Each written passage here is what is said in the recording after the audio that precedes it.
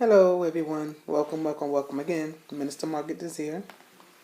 Today, I'm going to give you a little bit more information about who I am and about myself. Um, I'm going to start off with a verse first, though. This verse is Psalms 27:1, and it says, "The Lord is my light and my salvation. Whom shall I fear? The Lord is the stronghold of my life. Whom shall I be afraid?" Again, Psalms 27:1. That's powerful. Whom shall I fear? If it's the stronghold of my life, then whom shall I be afraid? That means we should have no fear, or we should never be afraid because God is with us. He's the one that's going to fight our battles. So a little bit about myself. Was born in Bronx, New York, in the 80s. My mother came from Haiti, so I'm Haitian American. She moved to New York. Then she had me and my older brother. I am the second of all my siblings. My mom had 9 children. She had 5 boys and 4 girls. And about myself, I was raised in a household, Haitian American household, being that we the children were American, but my family was Haitian. My biological mom is from Haiti. My stepfather is from Haiti as well. But my biological dad is Jewish. But mostly I know most about my Haitian culture and my American side. I don't really know much about the Jewish side. I just know that it's in my bloodline. So it started a long time ago when I was young. I remember asking my mom a question. I said, "Mom, remember when you told me one day while we were in church, because my mom used to go to a Catholic church. I said, remember you told me when we were in church one day, look at that. Look at the pastor's light, the pastor's eye, the pastor's mouth. You don't see that light?" And I remember to myself shaking my head like, yes, I see the light. Yes, I see it. It was like a blue light I saw in the pastor's mouth while the pastor was preaching. And so I asked her about it, and she looked at me crazy, like, and I was like, what? What happened? I'm thinking I'm maybe like 5 or 6 years old. I just remember being in her lap. She said, "Margaret," with her accent, "Margaret, how do you remember that?" So I said, I said, "What do you mean?" I was like 4 or 5 years old. Why wouldn't I remember it? She said, "No, you was not. You was 3 months old." I said, 3 months old?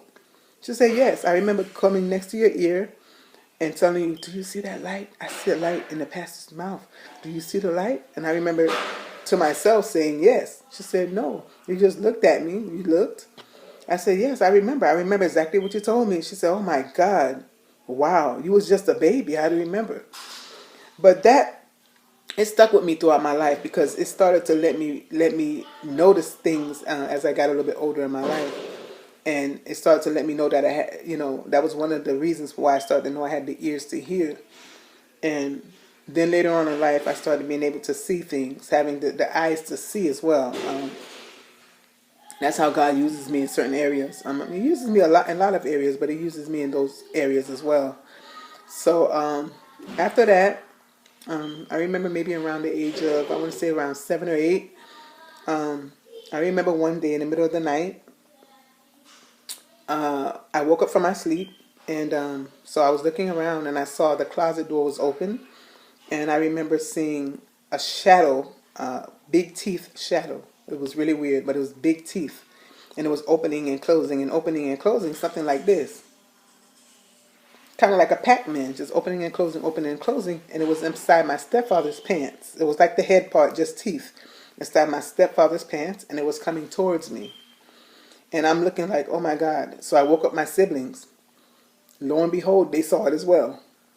Not all of them. I think I woke up 2 or 3 of them. And at least one other one saw it. And I confirmed, even as an adult, they were like, yeah, I remember that. Some didn't see, some did. So that as well let me know that I had the eyes to see. So the teeth kept coming at me. It just kept coming at me, and I kept screaming. I'm like, oh my God, I'm fearful. I'm scared. I don't know what to do. So as I'm screaming and screaming, finally, everybody's wondering what's going on. I'm heading out the door, trying to run out the room door. I saw my stepfather, where his eyes was like really bloodshot red. I saw him singing. He looked kind of drunk looking, like, he was like looking weary and drunk and different. And I heard some music playing in the background. Come to find out it was voodoo music, because he used to have like these voodoo cassettes, and he used to play the music. So he's looking at me, he's telling me, come, come, come. He's moving his hand, motioning me to come. And I'm like, no, no, no, no, no, no, no. I'm scared. I'm like, no. So he was like, come, come, just wait, motioning me to come. And I'm like, no. So finally I screamed. I ran out the door screaming, and I guess it woke up my mom, and everybody in the house woke up. And so they came after me. And when they came after me, they couldn't find out what was wrong. So eventually the ambulance came and they took me to the hospital. They said I wouldn't stop screaming until I got to the hospital. I don't know. I guess I was just that terrified and horrified. But I do remember seeing it, and I remember what happened. I do remember screaming. I don't know how long I screamed. So I went to the hospital and they asked me what happened. I explained to them what happened, and I'm assuming that they thought I was crazy. I don't know. But I grew up, like I said, with a Haitian background. I'm not saying all Haitian people do voodoo because it's not true. There is a misconception about it. But I did see a lot of things when I was younger in my particular household. So there were things, after that, there were things that I saw. I was able to see, I saw some ceremonies that my mom used to do, little things that she did. I won't really go into details about it, but I will mention the bathing. She used to like to bathe us a lot, like with these perfumes, which I still see nowadays. Before I got saved, I used to go with my friends to like these botanical stores, because they would go buy things. I never really would buy things, but they would go buy things, incense and stuff like that, and I would see the same things with like the Mary figure on it, Jesus, and all these little figures on the perfume, and it smells very perfumey. But come to find out, that was Santeria. That was Santeria. So I began to realize that my mom was involved with Santeria. And some other voodoo in Haiti as well.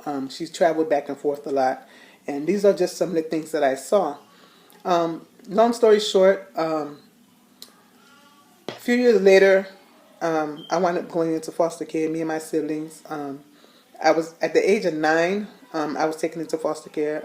All of us at that time, it was 8 children, and we were taken into the custody. It was very dramatic. It was it was really hard for us. We were separated. I mean, a whole bunch of siblings. You barely have friends. You're always together. All you have is your siblings. So that's your family, your friend. There's everything. And we were all separated into different homes.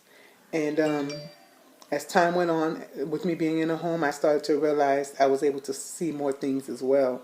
There were times in my years of being in foster care where I was able to, like when I lay down, I would see shadows and spirits and demons. Like I could see, it's not just black shadows or like ghost looking, this Casper type of figure ghost. No, it was black shadows with like demonic faces, just really ugly black creatures that would come up from under the bed. They were always hiding under the bed, and whenever I went to lay down, they would come up from under the bed.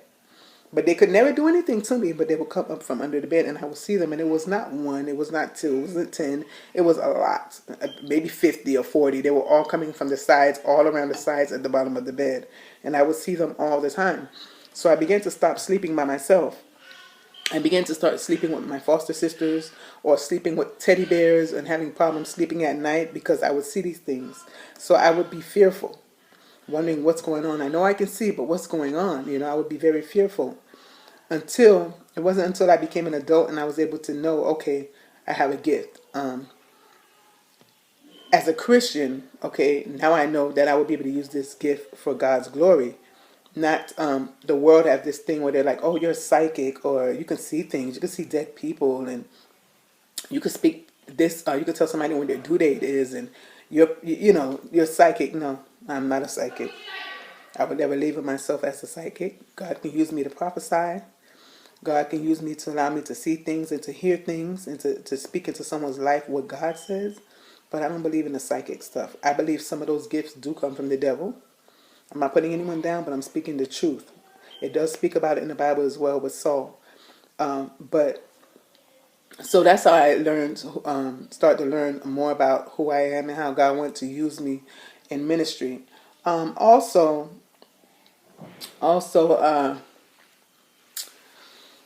as well as those things, later on in life, as a teenager, God started to use me, like I mentioned before, to be able to give people their due dates when they have the baby,